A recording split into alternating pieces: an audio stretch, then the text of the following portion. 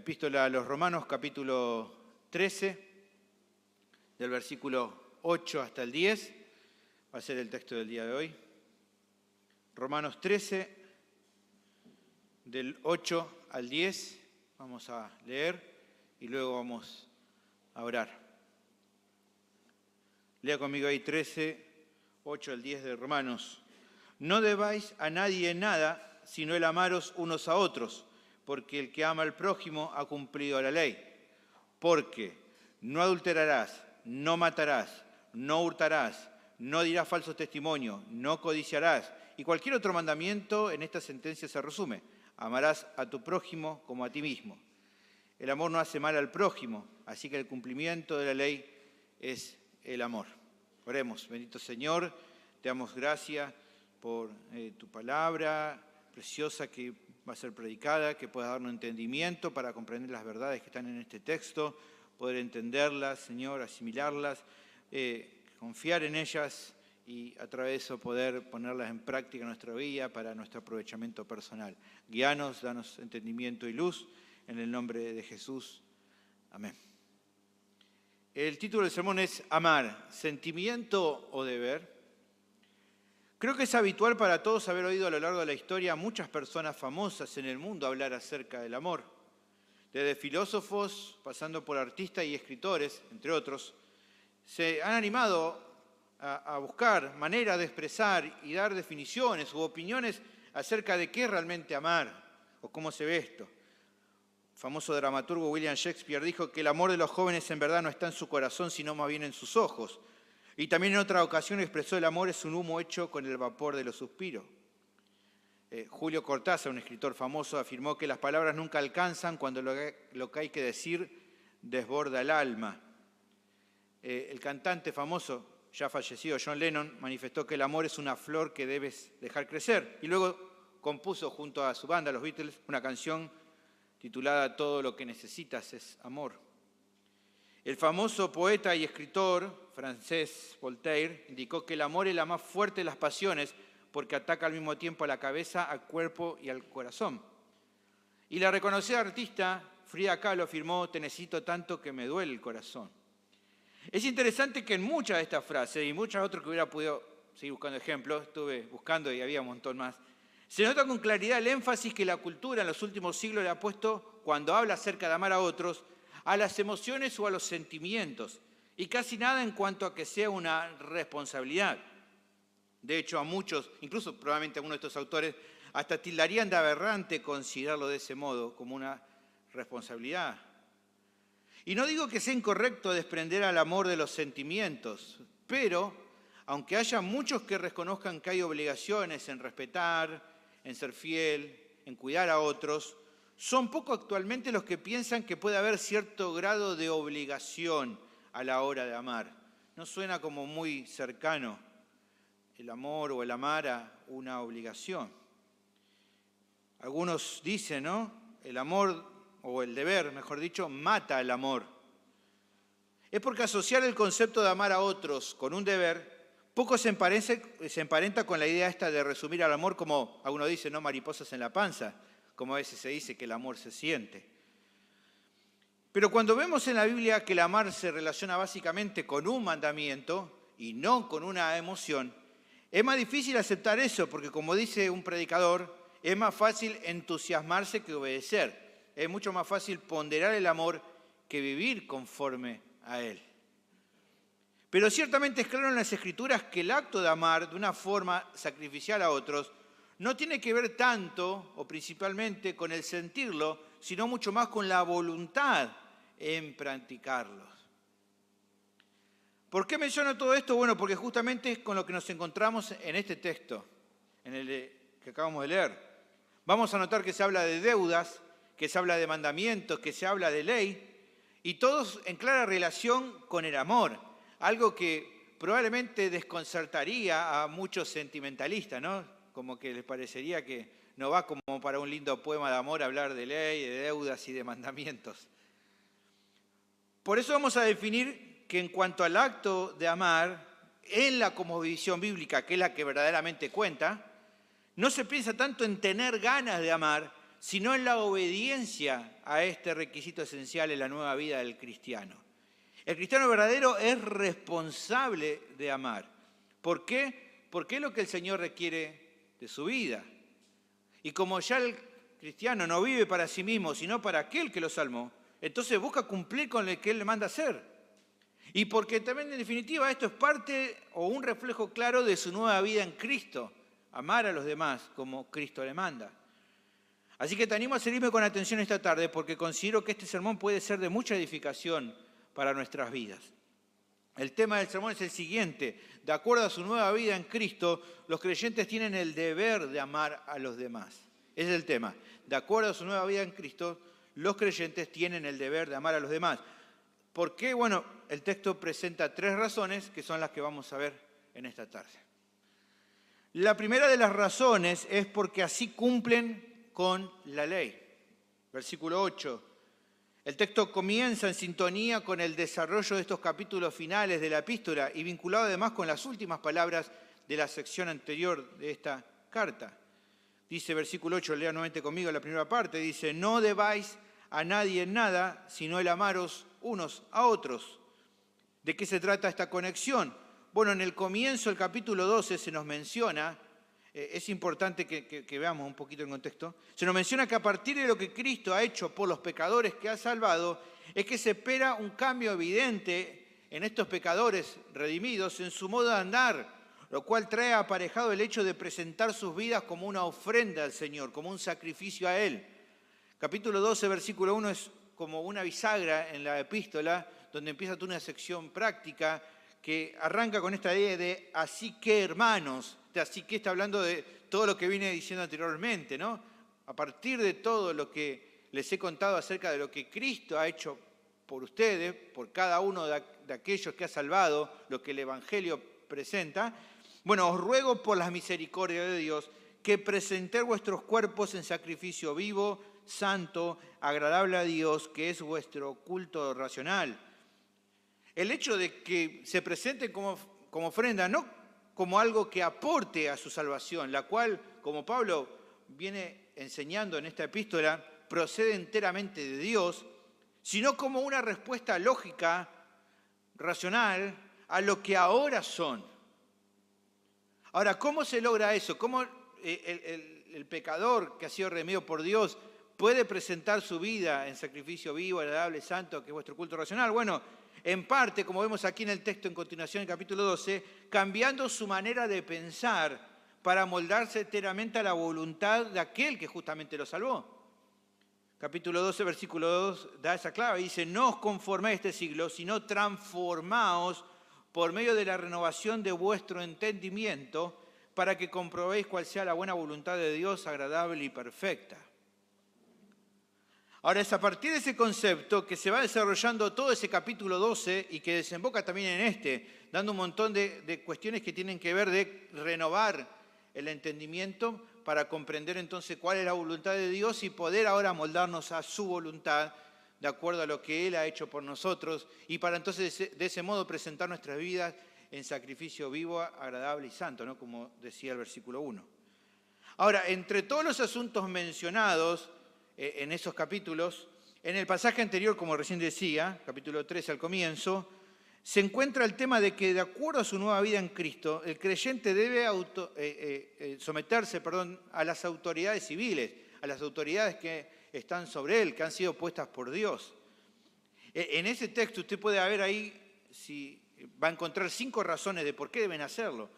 La interesante, que se conecta un poquito con nuestro texto, es que la última de ellas se refería a que pagar los impuestos que las autoridades imponen, debemos hacerlo porque es en última instancia un acto de sumisión a Dios. Por ende, ahí Pablo alega que el creyente no debía estar en deuda con ninguna autoridad superior. Fíjese capítulo 13, versículo 6. Pues por esto pagáis también los tributos, hablando de los impuestos a las autoridades, ¿no? Porque son servidores de Dios que atienden continuamente a esto mismo. Pagad a todos los que debéis, al que tributo, tributo, al que impuesto, impuesto, al que respeto, respeto, al que honra, honra. Ahora, es muy interesante porque, y aquí está la conexión de cómo arranca nuestro texto. A partir de eso es que entonces el apóstol, como haciendo un juego de palabra en esto de deber, vuelve a mencionar aquí el tema de no deber nada. Pero en este caso presentando una deuda que sí es lícita y que sí va a seguir y que no se puede saldar. ¿Cuál es esa deuda? Dice el texto, la de amarse unos a otros. Ahora es interesante considerar las palabras de Pablo para estos hermanos, a los que escribe la carta. Como recién decía, en la sección anterior se menciona que el creyente debe pagar sus impuestos porque no debe deber nada a nadie. Ahora, eso no quería decir, en su momento lo estudiamos, a que no se pudiera tomar un crédito o pedir prestado dinero. Hay varios pasajes bíblicos que reflejan que era lícito prestar y por ende estar en deuda con otros. Allí le dejo un texto, Éxodo 22-25. El punto es que no se trata de que la voluntad de Dios es que el cristiano no pueda entonces pedir un préstamo o así, sino que el cristiano obre con una actitud descuidada, indolente o rebelde en cuanto a sus deudas. El no pagar lo que tiene que pagar. O sea, no es lo ideal o no es lo que el Señor quiere que un creyente sea un moroso que no cumpla o no procure cancelar sus deudas, sean impuestos o cualquier otra cosa que deba. Pero en contraste, nuestro texto enseña que hay una deuda que por lo que podemos notar por las expresiones que se usan, no se puede cancelar nunca. Se trata, por así decirlo, de una deuda que tiene que ver ya no con dinero ni con cosas materiales, sino algo espiritual principalmente, que es el que los cristianos se amen unos a otros. No hay un momento donde el creyente logre saldar la deuda del amor, o sea, el deber de amar a los demás. No hay un momento en tu vida donde puedas decir, ya amé todo lo que tenía que amar, ya saldé esa deuda. No. Orígenes, uno de los referentes de la iglesia primitiva, dijo lo siguiente: la deuda del amor se queda con nosotros de manera permanente y nunca nos abandona. Es una deuda que pagamos todos los días y quedamos debiendo siempre. Un comentarista bíblico menciona también lo siguiente en cuanto a esto, que es muy llamativo. Dice, además, por la provisión del Señor en su gracia, es una deuda para cuyo pago continuo siempre tendremos recursos en abundancia y cuanto más paguemos para cubrirla, más dispuestos y gozosos estaremos de hacerlo. Muy interesante. Pero no solo es que hay una deuda constante respecto a amar a los demás. Además, la clase de amor que debe darse a los otros, evidentemente tiene que ser semejante al que se ha recibido por parte del Señor. Hace un ratito leíamos Juan capítulo 13, versículo 34. Allí Jesús dice, un mandamiento nuevo os doy, que os améis unos a otros como yo os he amado, que también os améis unos a otros. Ahí está la vara donde se pone. Debemos amar como Cristo nos amó. De acuerdo a eso, estamos dispuestos a servir a los otros adecuadamente, porque incluso de esta forma estamos sirviendo al Señor mismo. En Mateo capítulo 25, usted va a ver allí que se resalta el hecho de que el Señor indica que en cuanto alguien lo ha hecho por uno de los pequeños, por uno de vuestros hermanos, por mí lo hiciste, dice el Señor. En definitiva, esta actitud hacia los demás, no solo, el amarlos así, no solo refleja amor por ellos, sino por Dios mismo. Hebreos capítulo 6, versículo 10 dice, porque Dios no es injusto para olvidar vuestra obra y el trabajo de amor que habéis mostrado hacia su nombre. ¿Y cómo lo demostrando? Habiendo servido a los santos y sirviéndoles aún. Lo que mostramos hacia los demás es lo que refleja nuestro amor por el Señor.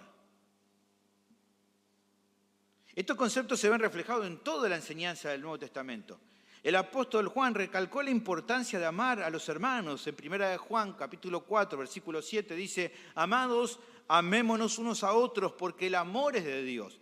Todo aquel que ama es nacido de Dios y conoce a Dios. El que no ama no ha conocido a Dios, porque Dios es amor. El apóstol Pedro también remarcó las características del amor con el cual se nos manda a amarnos los unos a los otros. Allí en su primera epístola, capítulo 1, versículo 22. Habiendo purificado vuestras almas por la obediencia a la verdad, mediante el Espíritu, para el amor fraternal no fingido, amaos unos a otros entrañablemente, de corazón puro. Por lo tanto, en cuanto a este deber, no se trata solo del qué hacemos, sino también del cómo lo hacemos.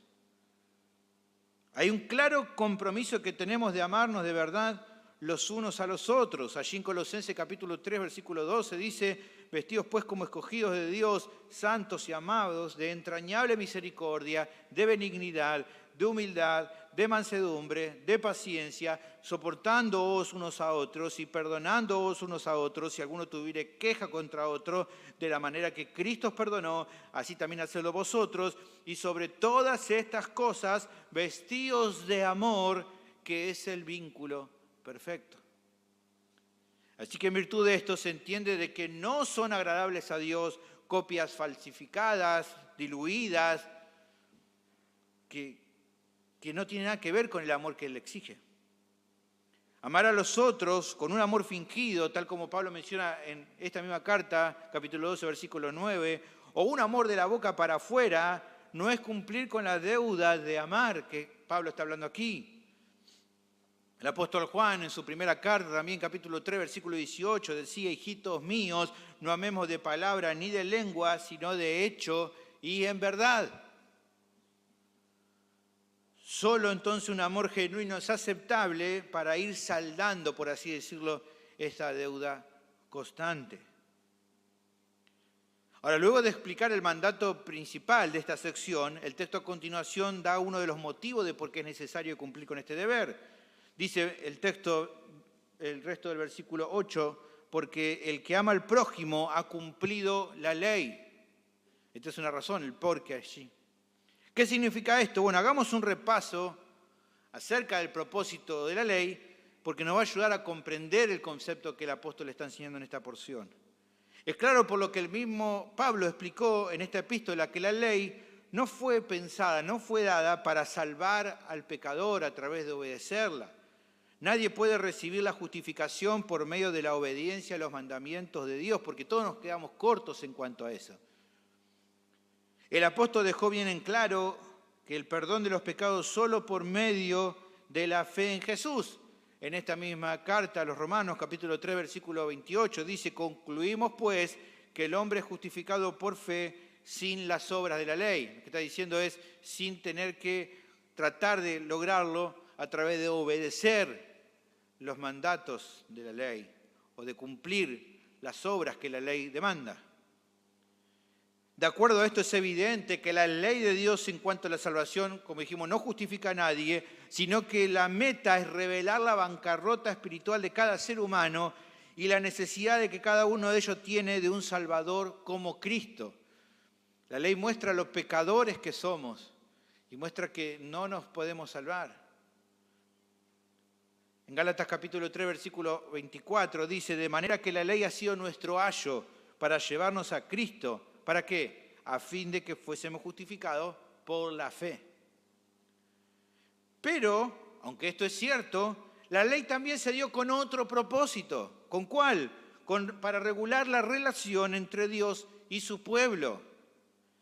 Allí en Deuteronomio capítulo 6, versículo 1 dice: estos pues son los mandamientos, estatutos y decretos que Jehová vuestro Dios mandó que os enseñase, para que los pongáis por obra en la tierra la cual pasáis vosotros para tomarla, para que temáis a Jehová tu Dios, guardando todos sus estatutos y sus mandamientos que yo te mando, tú, tu hijo y el hijo de tu hijo, todos los días de tu vida, para que tus días sean prolongados.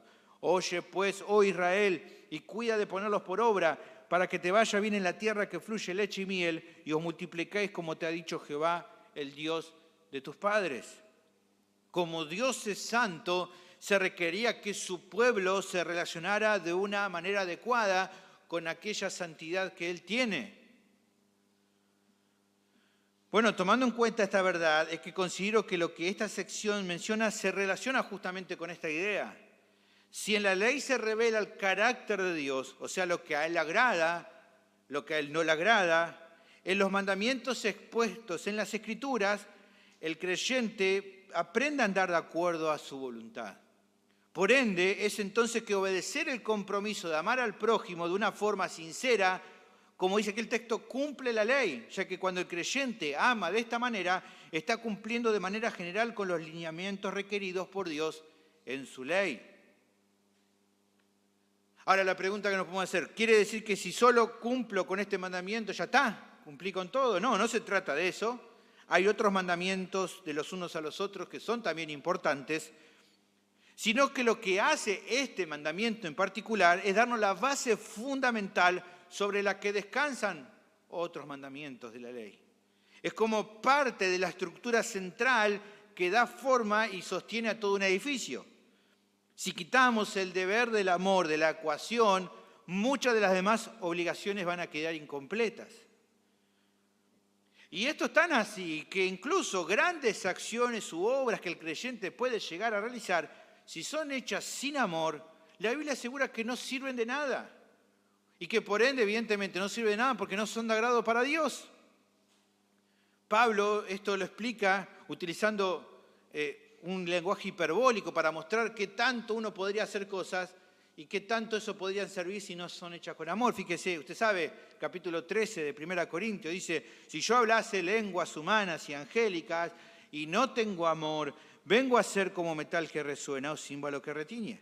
Y si tuviese profecía y entendiese todos los misterios y toda la ciencia, y si tuviese toda la fe, de manera que trasladase los montes y no tengo amor, nada soy. Y si repartiese todos mis bienes para dar de comer a los pobres, y si entregase mi cuerpo para ser quemado, y no tengo amor, de nada me sirve.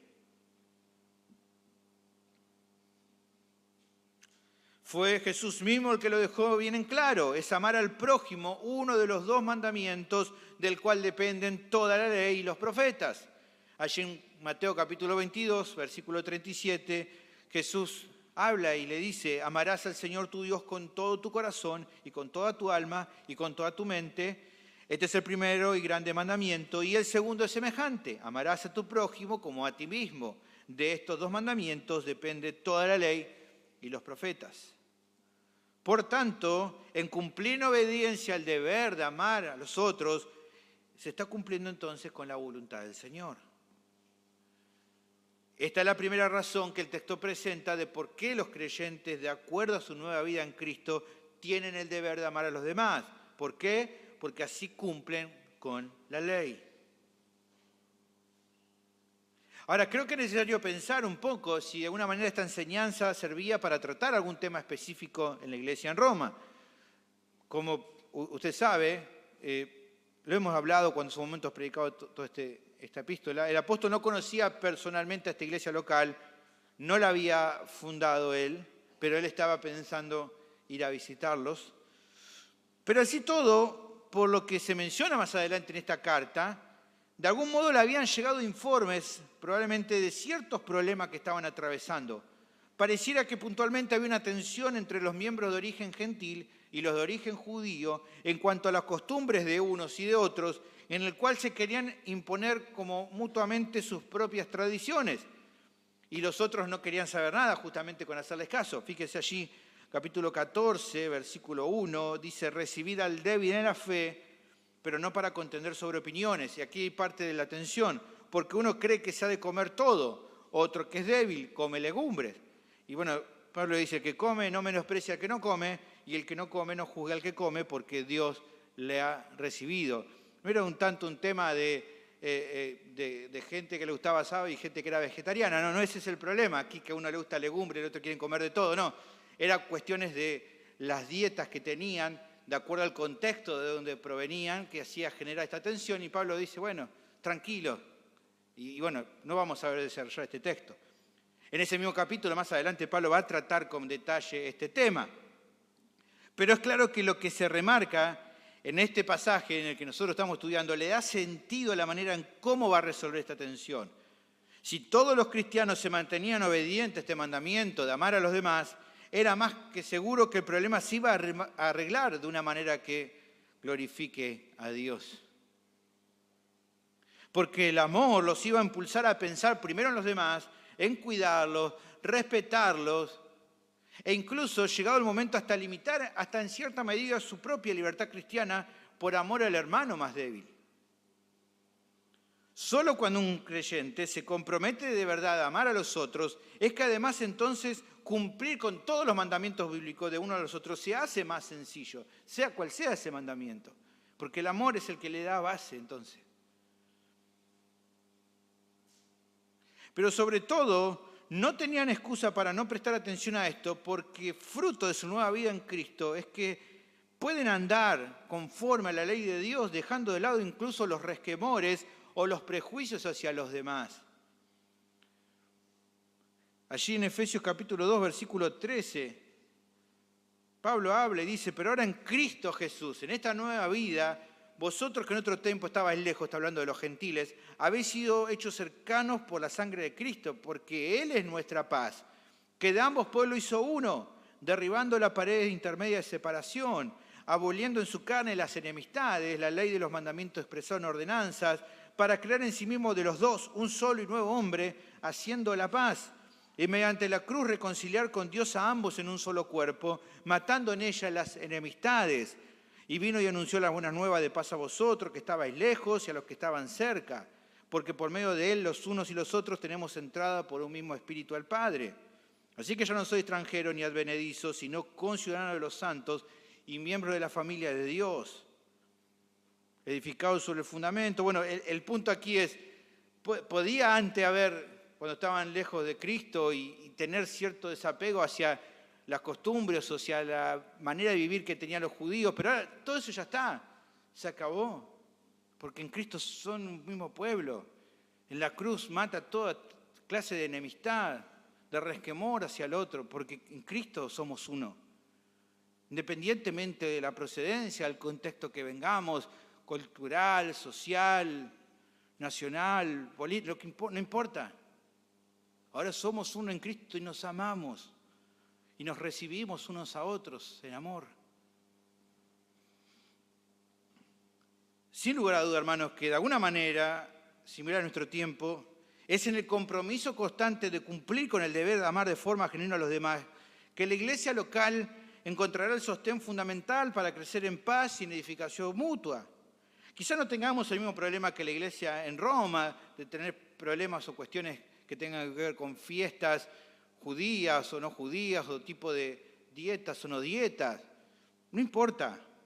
Quizás no tengamos eso, pero no van a faltar ocasiones en las cuales habrá conflictos, disensiones o tensiones entre los miembros por diferentes cuestiones o puntos de vista de cuestiones que no son importantes a la fe, me refiero, ¿no? Cuestiones secundarias a la vida, en las cuales tengamos diferencias seguramente. Es ahí cuando esta obligación que cada cristiano tiene de amar a los demás se hace tan imprescindible de cumplir. Porque hay que ser honestos. Cuando surge un entredicho o un malestar con alguien, ¿quién es el que siente el deseo de amar al otro? Aquel que no está en todo en la misma sintonía que uno, o que piensa en algunas cuestiones que no son importantes, diferentes.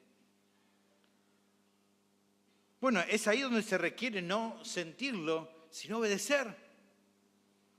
Ahí es cuando tenemos que cumplir con el deber de amarlo. Y justamente creo que cuando lo hagas y tus deseos carnales sean combatidos y derrotados o mortificados, es cuando seguramente vas a experimentar el gozo que el alma recibe y experimenta por cumplir la ley de Dios. El gozo que es posible en virtud de la nueva vida que experimentamos en Cristo.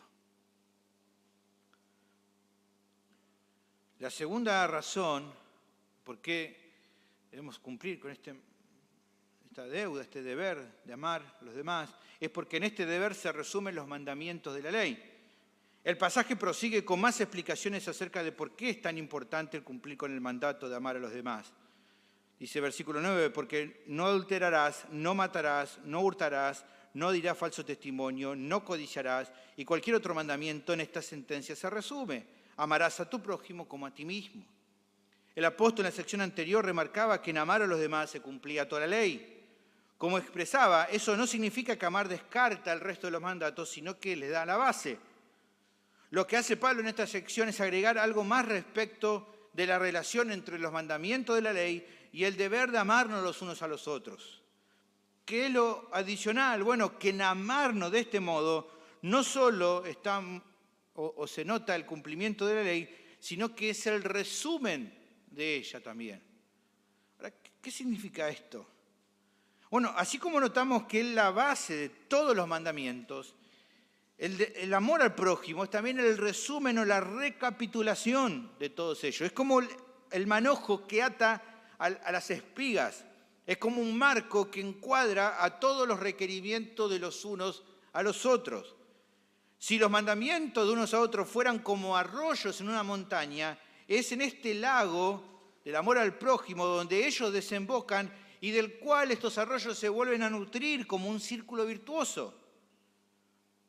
El apóstol está enseñando que si tuviéramos que armar un resumen de la lista completa de los mandamientos, seguro que la conclusión se centraría en este deber, porque es a donde apunta la ley en cuanto a todos aquellos mandamientos relacionados con las actitudes requeridas y propias del creyente en cuanto a su relación con los demás. Si quisiera resumir todos esos mandamientos, los unos a los otros, que usted lo conoce, tenemos hasta un material que habla al respecto, ¿no? Bueno, nos centraríamos en esto de amar, de amarnos unos a otros. Esta es entonces la segunda razón que el texto presenta de por qué los creyentes, de acuerdo a su nueva vida en Cristo, tienen el deber de amar a los demás. Porque en esto se resumen los mandamientos de la ley.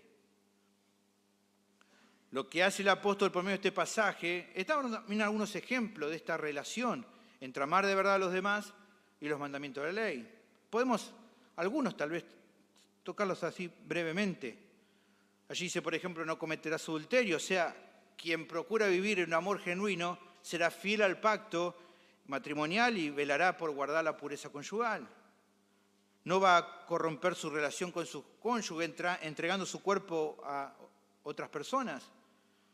Ahora, solo el que busca andar en un amor genuino es el que rechaza esa clase de actitud. Como remarca un comentarista bíblico, el amor tiene muy alta estima la virtud de los demás y nunca está dispuesto a hacer algo que contamine a otros en su vida moral. Al igual que todas las demás formas de inmoralidad sexual, el adulterio proviene de la impureza y pecaminosidad de la lujuria, nunca del amor puro. Luego allí tenemos otros, como no matar, no hurtar. Bueno, el amor lejos está de violentar o tomar vidas ajenas, ni tampoco de apropiarse de lo que no le pertenece. Si el mandamiento es amar a los demás, no hay lugar para la venganza personal, ni el querer actuar con espíritu revanchista. Tampoco buscará apoderarse de lo que pertenece a otro. La Biblia clara en cuanto al respeto de la propiedad privada, sino que trabajará con esfuerzo para su propio sustento y justamente tener así que compartir con los demás, como dice Efesios 4:28.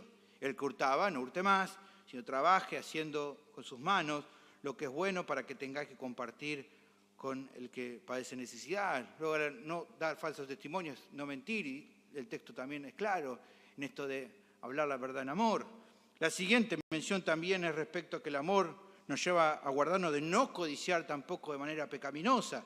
Si el cristiano en obediencia ama de verdad, no va a dar lugar en su corazón a codicias egoístas, maliciosas, ni alentará a los demás en eso, porque se enfocará primeramente en el bien de los demás antes que en el propio. No maquinará en su mente pensamientos codiciosos de poseer lo que el otro pertenezca o lo que el otro le pertenezca, porque el amor verdadero no tiene envidia, no busca lo suyo, no se goza de lo que no está bien. Y así podemos ver, ¿no? Dice aquí luego cualquier otro mandamiento, es en la misma senda. Es simple observar, de acuerdo a los ejemplos expuestos, que no hay temor en actuar en desobediencia, ¿no?, a los mandamientos divinos cuando se anda en amor. No hay temor de que vamos a fallar si justamente nos centramos en amar a los demás, porque vamos a estar cumpliendo con todos los otros mandamientos de amarnos los unos a los otros, de cumplir, ¿no?, de unos a los otros. Creo que la mejor definición de esta verdad es dada por el famoso teólogo Agustín de Hipona. Él decía, ama y haz lo que quieras. Si callas, callarás con amor. Si gritas, gritarás con amor. Si corriges, corregirás con amor. Si perdonas, perdonarás con amor. Si tienes el amor arraigado en ti, ninguna otra cosa sino amor serán tus frutos. Ahora, al reflexionar en todo lo visto, uno quizás pudiera preguntarse, ¿por qué Dios determinó que sea el amor el resumen de su ley? Bueno, creo que la respuesta se encuentra en pensar que justamente cuando el creyente ama de verdad a otros, es cuando más glorifica al Señor. Cada acción obediente de tu parte honra a Dios, sobre todo porque por medio de cada acto voluntario de amor es cuando más mostramos a Cristo.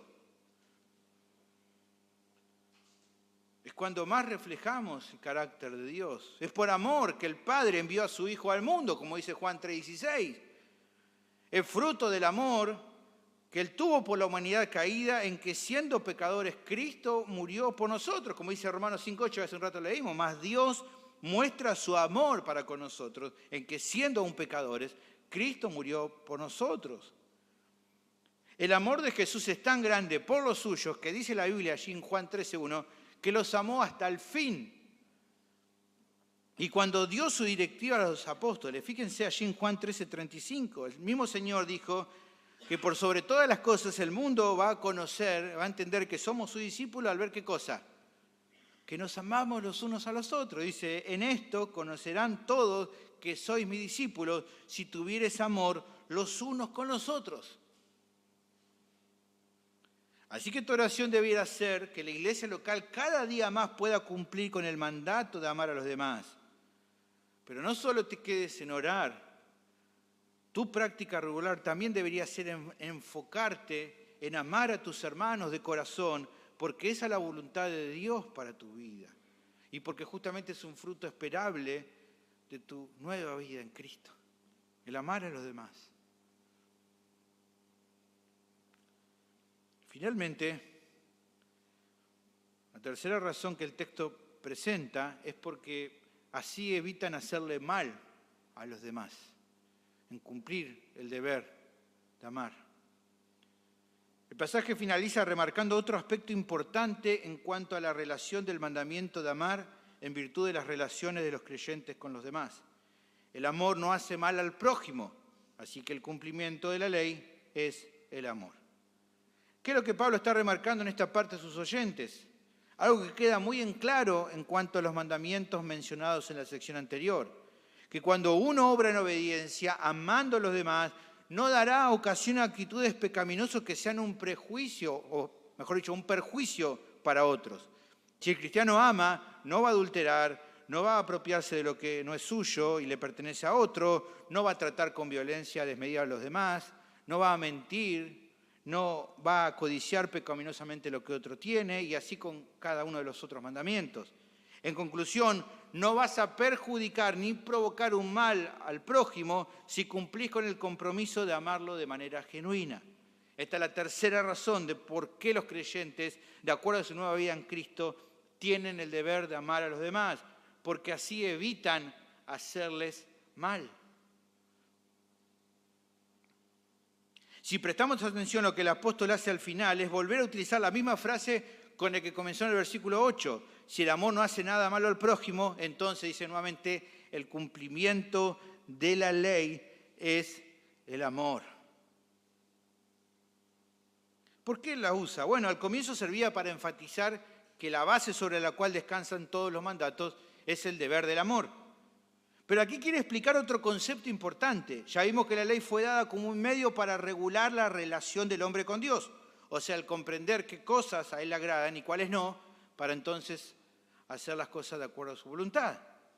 Si su voluntad es que el creyente no solo lo ame a Él con todo su ser, sino que también ame a los demás con esa misma clase de amor, lo que evidentemente incluye el no buscar el mal, sino en tal caso el bien de los otros. En definitiva, entonces, el cumplimiento de la ley de Dios, o sea, el que se cumpla su voluntad, se encuentra de manera plena en el compromiso del cristiano de amar como justamente Él mismo ama.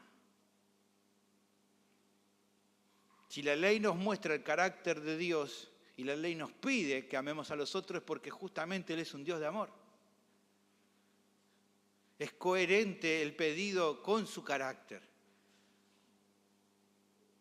Por eso es bueno hacer lo que nos pide. Lo que Pablo está diciendo en esta sección sería lo siguiente: el amor no obra haciendo mal a los otros, que es justamente lo que Dios desea de su pueblo y su actitud hacia ellos también.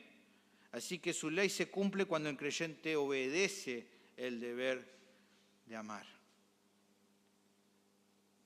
El concepto entonces era bien claro para los receptores de la carta, así como también para nosotros, hermanos. Quizás te estás preguntando, o quizás me gustaría preguntarte, ¿querés agradar a Dios? ¿Realmente? ¿Tu alma desea honrarle? ¿Deseas vivir de acuerdo a tu nueva vida en Cristo? Como decíamos más al comienzo del capítulo 12, como comienza, tu deseo es que todo tu vida, tu ser, sea un sacrificio agradable delante de su presencia, que nuestro culto racional hacia Él. Bueno, entonces amá a los demás. Amá de una forma sacrificial. Amá sin esperar nada a cambio. Amá, aunque a veces amando más, seas amado menos. Como dice allí Pablo en 2 Corintios 12. Amá porque el fruto de tu nueva vida en Cristo es amar. Amá porque no amar genuinamente es pecado. Amá porque en esto se diferencia a los hijos de Dios de los hijos del diablo. Amá porque en definitiva si podés amar es a causa de que Él te amó primero.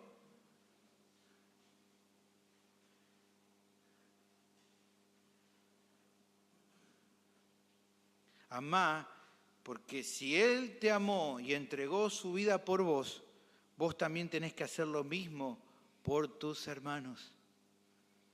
1 Juan 3:16, en Nueva Versión Internacional, dice: en esto conocemos lo que es el amor, en que Jesucristo entregó su vida por nosotros. Así también nosotros debemos entregar la vida por nuestros hermanos. Es tremendo esto, hermanos. Tremendo de pensar.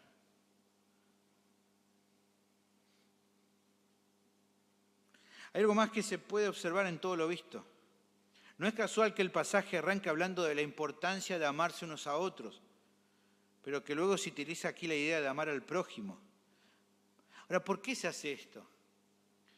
No, porque aunque es cierto que las demostraciones de amor más íntimas y profundas se dan en el contexto de los creyentes, en el marco de una iglesia local, el mandamiento no queda restringido solo a ese ámbito.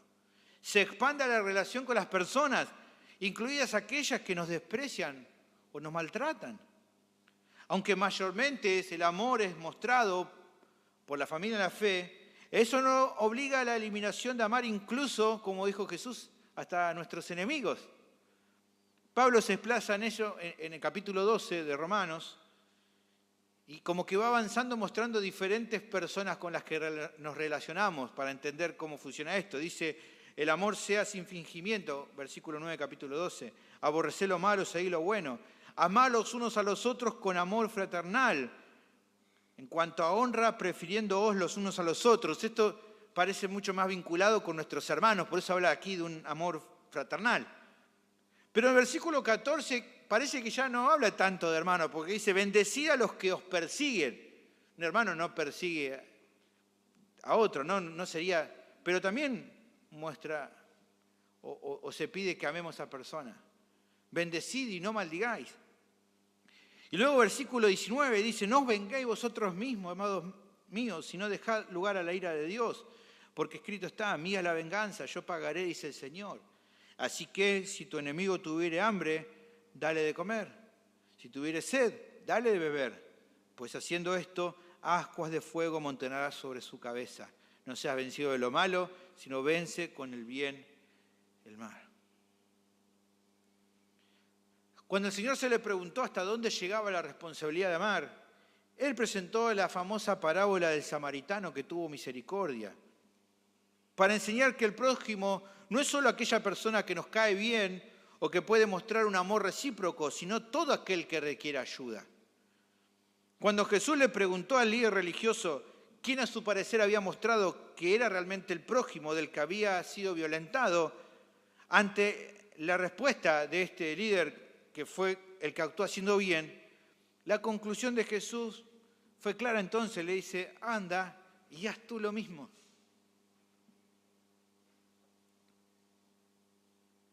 Por ende, el texto no solo presenta el deber de amar a aquel que te agrade o que te caiga bien, como recién decía, incluso el llamado es mostrar amor por tal vez aquel que no va a recompensarte por lo que hiciste, que no te diga nada al respecto. Porque si solo vamos a amar a aquellos que también nos aman, ¿qué gran cosa es eso? Eso, la gente del mundo también lo hace eso.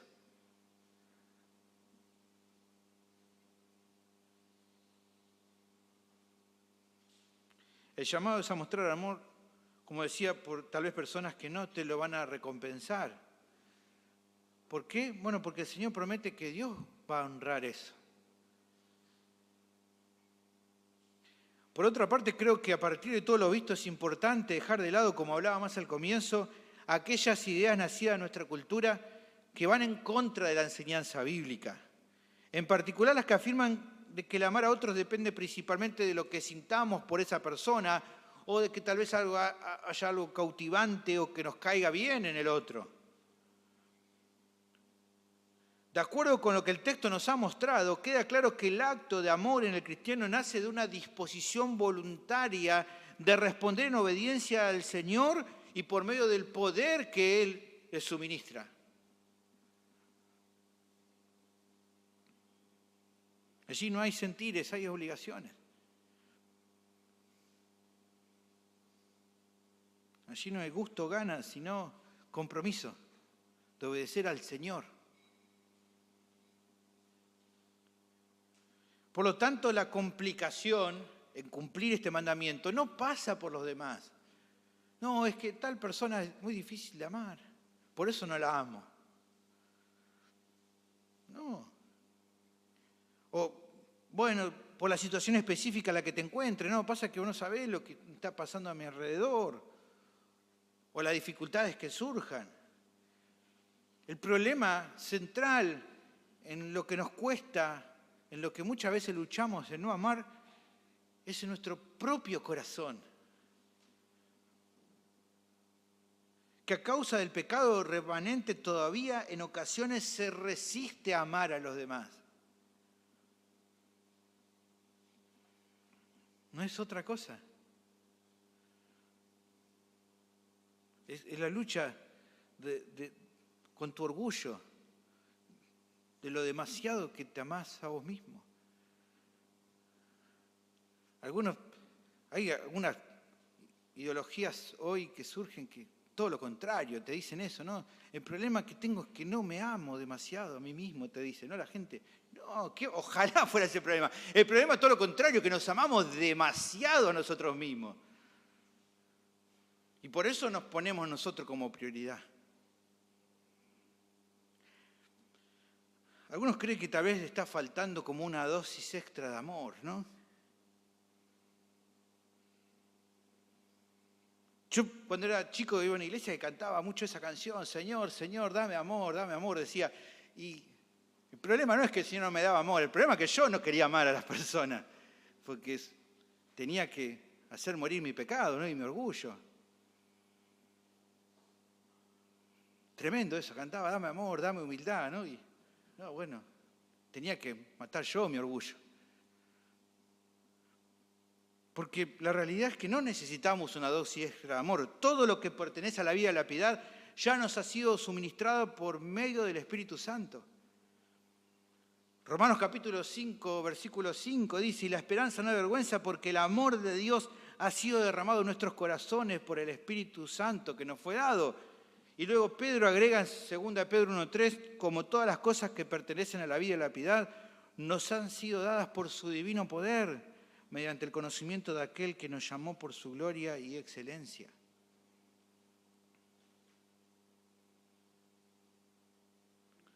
Por otro lado, hermanos, también es esencial que en virtud de nuestro sometimiento a hacer la voluntad de Dios, no solo cumplamos con el deber de amar a los demás, sino también motivar a otros a cumplir con este mismo compromiso. Es triste, pero a veces pasa, hermano. Quizás que viene un hermano y está diciendo, sí, ¿sabes qué me cuesta amar a tal persona? Y, tenés razón, sí, la verdad que es re difícil. Te reentiendo, hermano, a mí también me cuesta. ¡No! ¿Cómo va a decir eso? ¿Qué tenía que decir? Arrepentite, amá a tu hermano. ¿Qué dice Hebreos 10:24? Y considerémonos unos a otros para estimularnos a qué? A quejarnos de que es difícil amar. No, estimularnos al amor y a las buenas obras.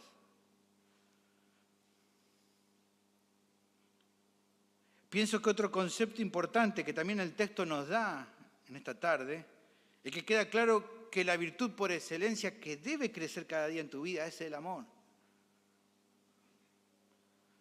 ¿Por qué? Bueno, porque es por medio del amor que las demás virtudes necesarias en tu vida para ser cada día más como Cristo se irán desarrollando progresivamente. El pastor MacArthur comenta lo siguiente en cuanto a esto. Es una cita larga, pero es preciosa. Escuche, dice. Escuché una hermosa analogía del campo de la música que ayuda a comprender la grandeza y la plenitud del amor. La escala musical se compone tan solo de 7 notas básicas, las cuales muchos niños pueden aprender en 1 hora o menos. Sin embargo, grandes compositores como Händel o Beethoven no pudieron agotar el uso de estas notas combinadas y sus infinitas variaciones durante el transcurso de su vida. Sucede lo mismo con el amor piadoso. Emplea las cosas básicas y que a veces parecen ser insignificantes de la vida para producir las cosas más grandiosas. El amor controla el temperamento y guía la razón. Procura conquistar las malas cualidades y desarrollar las mejores. Bajo la guía y el poder del Espíritu Santo, transforma a hombres y mujeres redimidos para que sean cada vez más semejantes a Jesucristo. No existe grandeza de carácter a la que el amor no pueda elevar a una persona. De hecho, la grandeza del carácter es imposible sin él, porque el amor es el carácter sublime.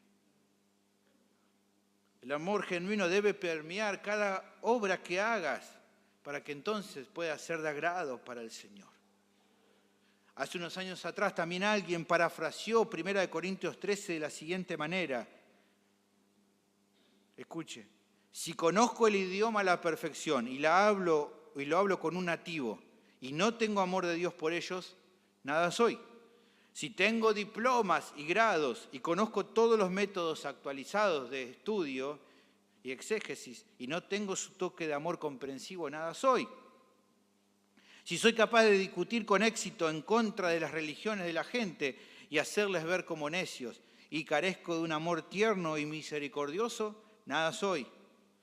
Si tengo toda la fe necesaria, grandes ideales y planes magníficos, pero no su amor que suda, sangra y llora, ora y ruega, nada soy.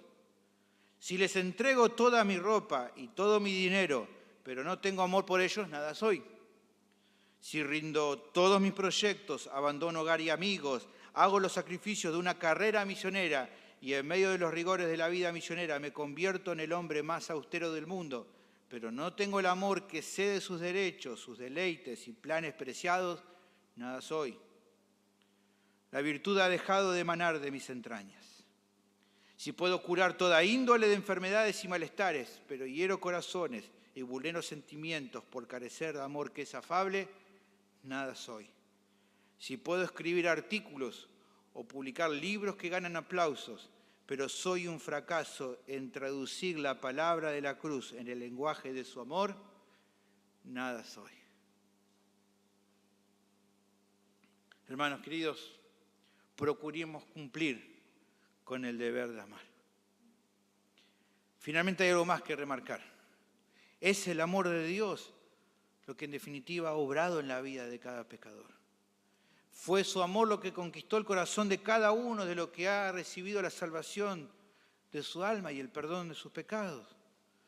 Por lo que entonces, querido oyente, el mensaje del Evangelio apunta a la realidad de la única esperanza para tu vida, que es ser alcanzado por el gran amor de Cristo del que estamos hablando en esta tarde.